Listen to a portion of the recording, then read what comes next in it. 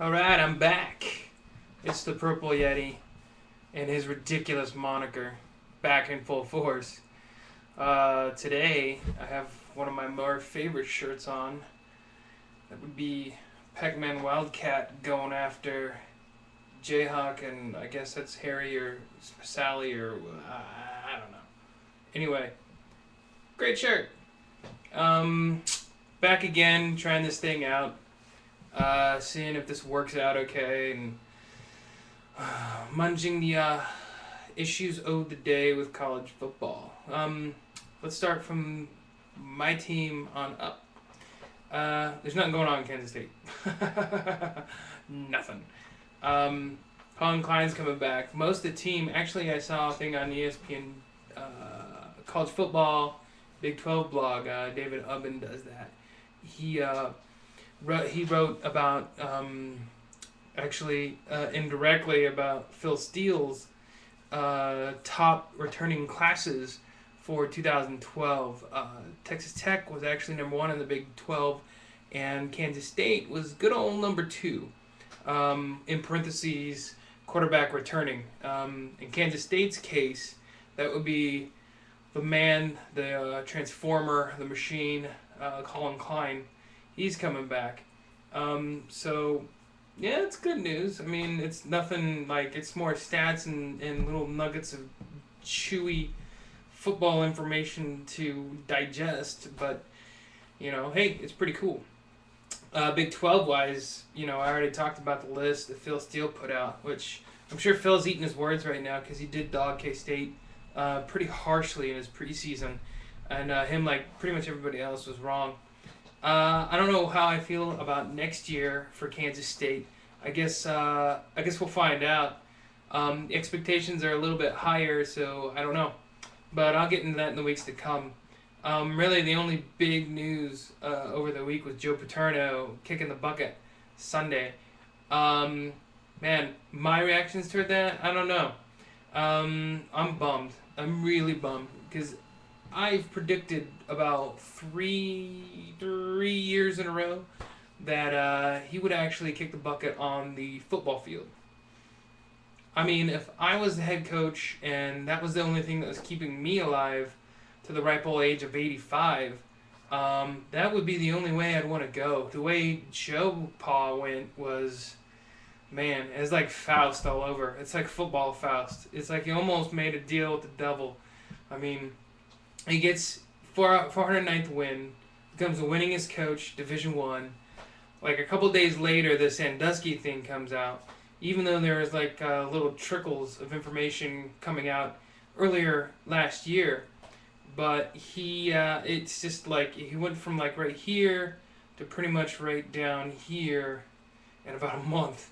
And then we come to find out he had lung cancer, he couldn't hang on, and he just kicked the bucket. I mean, that's just like, that is a drop. That's like he was like Wile E. Coyote after he went off the cliff. He looked right down and realized there's no ground underneath him, and he just totally went down.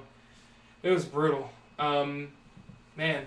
But, I mean, there's two sides of that issue, right? There's the side that is like, Joe Paterno is great for college football. He was loyal. He cared about his kids. He's a great man. And then there's the other side where it's just like, he was friends with a child molester, alleged child molester. We don't know. And there's going to be a trial, even though they're missing a key witness now. Oops. But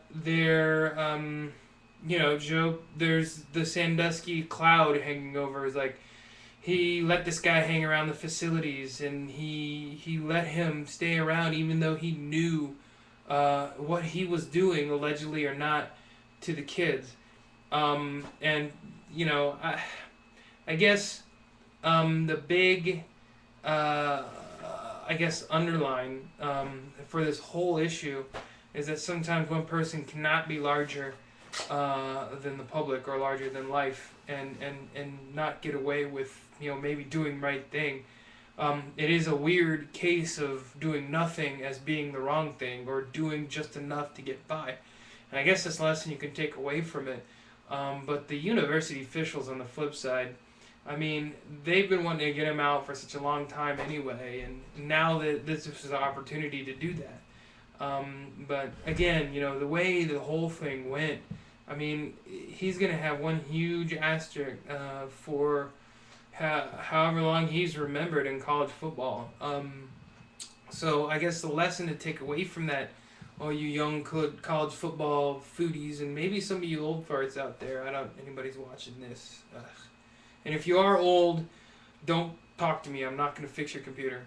But the lesson is that sometimes you have to go to above and beyond, and maybe when your persona or maybe your reputation hints at you being in charge or you being the moral or just straight out leader, that is going to require you to do a lot more than just say the average Joe, no pun intended. And it is divisive. I've seen Facebook comment posts, news writers, alleged sports media people talk about all sorts of things. Just a flourish of emotion on both sides. It's crazy. And now all we're gonna get from here on out is just a Sandusky trial. It's also a shame we're never gonna hear Joe's true side of the story. I know he did an exclusive interview with what's her face, I forgot her name. But one interview is not enough. I mean, he needed to go to trial. He needed to clear his name. He needed to make it a little bit bigger than what happened. It seems like he was just kind of swept under the rug, which Penn State University officials are used to doing apparently.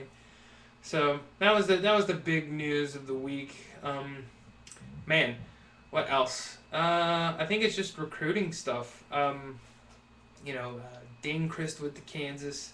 Charlie Weiss is wagging his fat front butt, and he's making some action. That's good. Brock Berglund isn't going to Kansas now. I think he's headed out south, either Baylor or I don't know. If I'm wrong, I'll post it down below because I like pointing here. So that's good. Kansas needs the recruits. It's funny. I think it might actually be a stronger recruiting class than the in-state rival here. Which, I mean, does it really matter? It's Bill Snyder. I think he loves to take 2-star talent and coach him out to 4 to 5-star talent. I think any coach would love to do that. What else? I saw a blurb about the Texas Regents wanting to extend Matt Brown's contract, because he's brought so many national championships to Texas. Was it one? Yeah, that's it. Although they played in 2 title games, they only won 1. And he's coached since, what, 94? I mean, is he really getting the recruits? I mean, let's look at this. It's Texas. I'm here in Austin. Everything is Texas. Everything has Texas on it. It's cute. I mean, you kind of get numb to it after a while. But, I mean, is he really the guy? I almost feel like you could throw anybody in there and kids are going to come to Texas because it's Texas. And the fan base down here shows it. It doesn't matter who is coach, I don't think. I mean, this year, Longhorns, they had a transition. Their defense got a lot tougher, but their offense, they need a quarterback, and they don't have one. And that's the weird thing, is that they are getting the quarterbacks, but they're just not developing. I mean, look at Cole McCoy in the NFL right now. He isn't exactly doing anything too hot. So, I mean, I don't know. I guess if you like the status quo of being ranked 25th in the nation in name only, really, and having a couple of off years, then yeah, I guess give him an extension. I guess, I don't know. I don't know why they would be pulling the trigger now instead of maybe waiting another year. I think next year is the year that you really need to see just how far Texas and this rebuilding project goes. So, but I mean, it also could be a reaction toward a lot of the other college coaches moving, which that's also been happening recently. The old chipster, Chip Kelly from Oregon, and the quack-tastic quack attack that is the Ducks. He was nibbling at some bread left under the ground by the Tampa Bay Buccaneers, but he didn't jump fully out of the water and stood toed and web foot with the Bucks. He kind of skipped it out. So, I mean, maybe Texas Regents are looking at Mac and thinking, man, we don't want to lose this guy. Even though they lost the coach in waiting for him. Yeah, I think, I don't know, next year is going to be a big year for Texas.